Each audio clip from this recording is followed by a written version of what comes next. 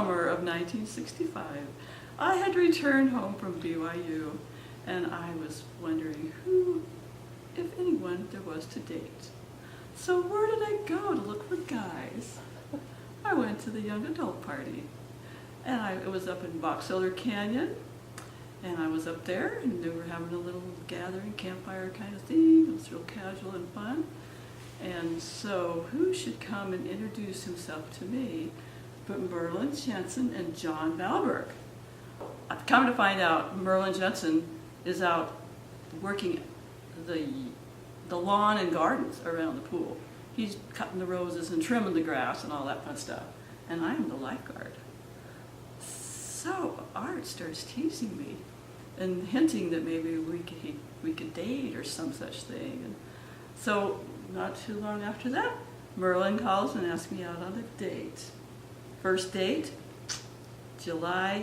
was the July 4th fireworks, but it was really July 5th because there was Sunday involved. And so we went to the fireworks. Do you remember our first date? Our first date, we went to the Lotus Cafe. I mean, we were just going out for fireworks. But Carol came dressed to the hilt. Oh, I did. High heels? High Yes. heels, the works. A dress. To go to see the fireworks. My hair done. And my hairpiece, drawn back. Because I wanted to impress him. And she did impress me. Like, whoa. Merlin made a bet with Art Peterson. And Art said, I bet you can't go on how many dates before you kiss her? 8, 9, 10? 9. I think it was 10. 9 or 10. A lot. It was a lot of dates. And I'm thinking, this guy is never, ever going to kiss me. What the? He won golf clubs. And he took me up Ogden Canyon on this all-day date, and we were sitting on this rock, and it was so romantic, and just like this, we're just holding hands. No kiss, no nothing. Oh, pity. How did you withstand? I had great restraint, my dear. It wasn't that I didn't want to, but I'd made a bet. And when Dad makes a bet, oh boy, he got to win. He's got a winning streak in him. But the date ended in my backyard under the clotheslines. You know what clotheslines are. You hang the clothes on the clothesline to dry. Well, there weren't any clothes there, but we were standing under the clotheslines at the end of a date. And Merlin kissed me. Yes. It was so sweet.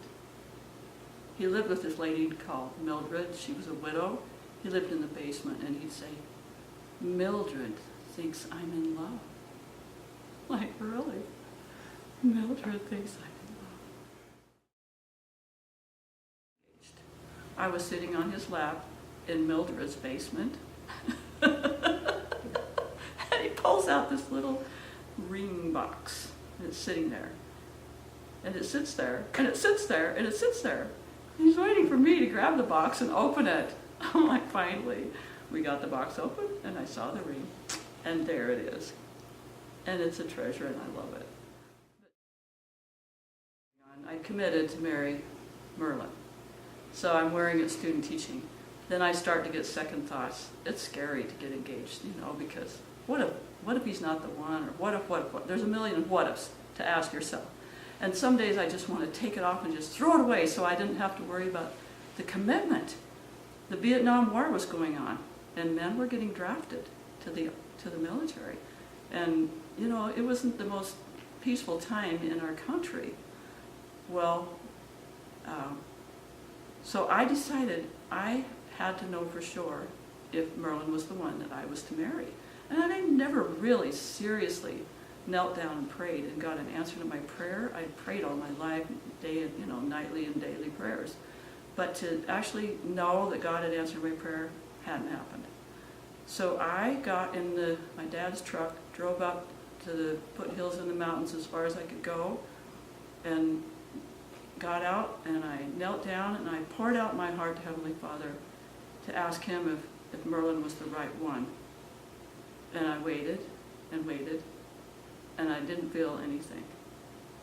And I just thought, all right, Carol, tell Heavenly Father all the reasons you shouldn't marry Merlin, and then see what happens. So I opened my mouth to tell him why I shouldn't marry Merlin, and I couldn't speak. Nothing would come out. So I honestly couldn't say there was one reason I shouldn't move ahead with this marriage. And that was very comforting to me, to know that I had Heavenly Father's approval. Well, I didn't have an experience like Carol. From my standpoint, I just knew after a couple of weeks this was the woman I was to marry.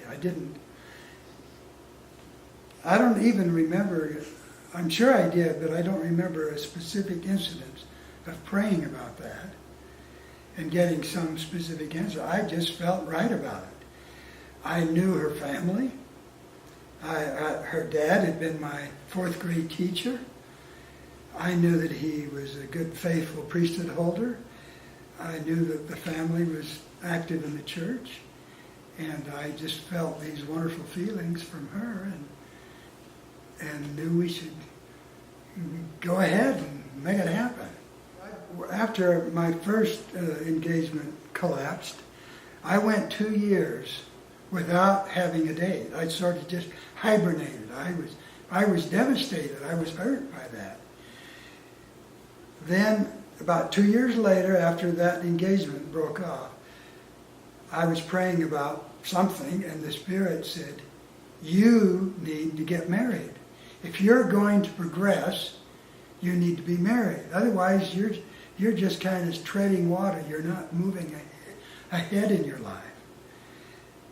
And so that was about March of that year. And then we met in that first date on July 4th. So 3 months later, we met, and it just was like that. It was very clear to me. Yeah, so besides working for the fruit stand, Dad sold some things, which I thought was now this is romantic. He sold his clarinet, which he loved to play, and he sold his golf clubs. Now, next to his family, I think golf might be number 2 in his life, right? He loves golf. He had a golf scholarship. If you knew his life, you know that selling the golf clubs was no small thing. So I thought, well, this is really going to be a forever marriage. He's going to really be a great husband.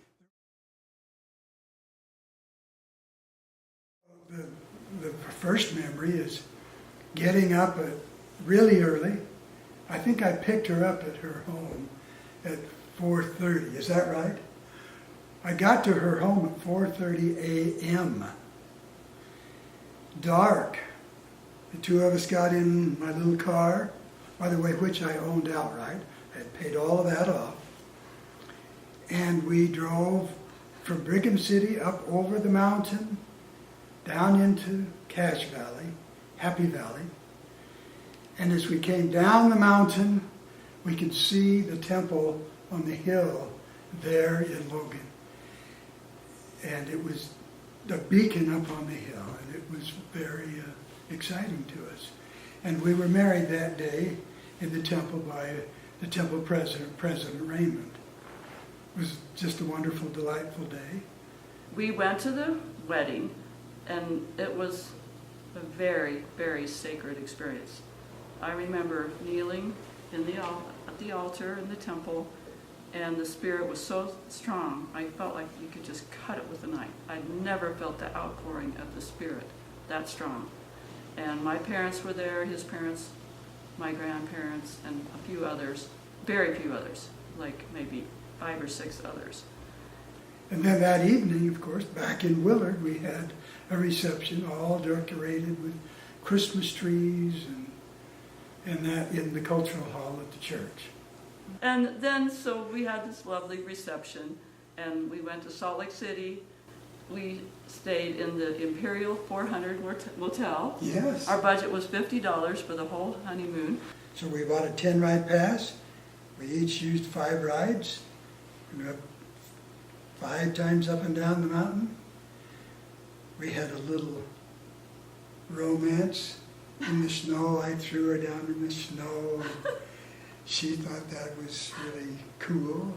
And then we went back to Logan, and I went to school.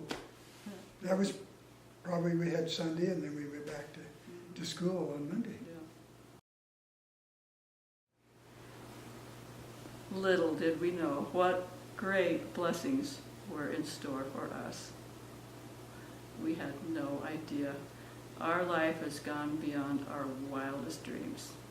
The wonderful family, the wonderful experiences, the wonderful opportunity that we've had to serve together, the places we've lived, the people we've met.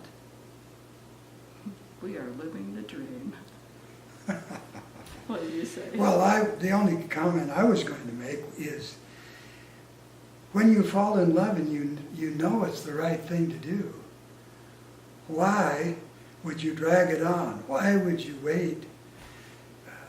We came here to help Heavenly Father bring His children, and it was time to get married, and you know, to set a marriage out, a wedding date out there a year or so, like some do, didn't make any sense to me at all. Once you have the confirmation that it's the right thing to do, then move on and don't get all worried about how are we going to afford this, how are we going to do that.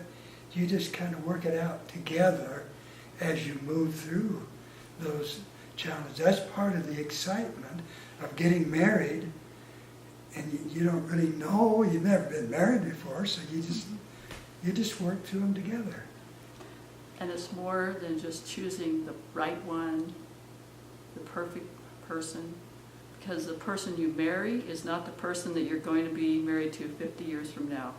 The person you marry is becoming someone, and you are becoming someone, and you help each other become as close to like Heavenly Father as you can, and that is a lifelong process.